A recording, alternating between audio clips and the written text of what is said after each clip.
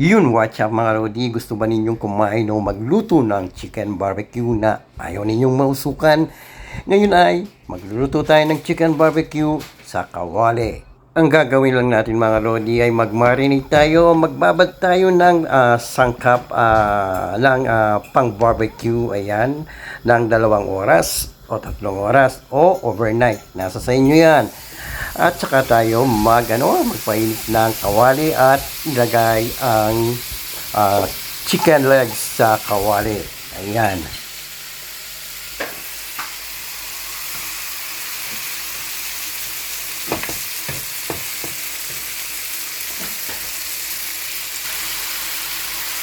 At pagkatapos mga Lodi ay balik-baligtarin natin ang mga manok. Ayan, para maging pantay ang pagkaluto.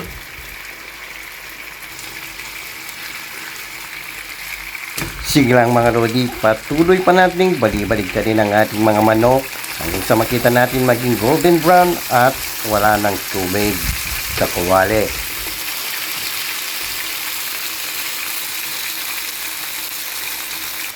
At pagkatapos mga Lodi, saka natin isama o ibuhos ang pinagbabaran natin sa mga manok.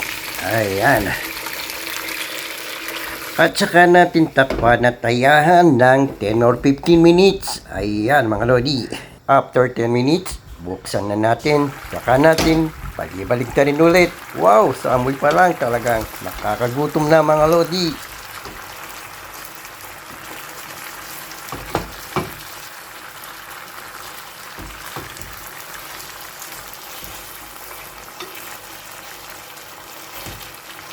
Patuloy lang natin balik-baliktarin ang ating mga manok, mga Lodi, hanggang sa mawala ang tubig. Hanggang sa makita natin na parang sunog na sila, na para din tayong nagluto sa barbecue sa uling. Ayan. Wow, mga Lodi, sa amoy pa lang. Ayan, talagang nakakagutom na.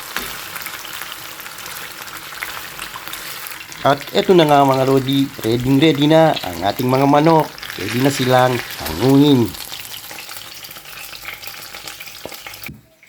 Wow mga Lodi, ready na tayong kumain. Napakayami yan. Lalo na't sasamahan natin ng pipino.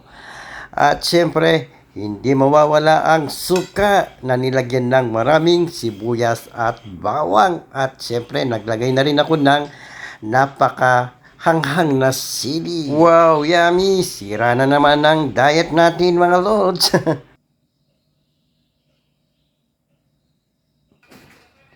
Heto na mga Lodi, umpisahan na natin kumain habang mainit-init pa. At syempre, isasawsaw natin yan sa manghang na suka. At ilagay na natin sa masarap na kanin at dadampot tayo ng pipino. Ayan! Wow! Napakayami! Saan ka pa?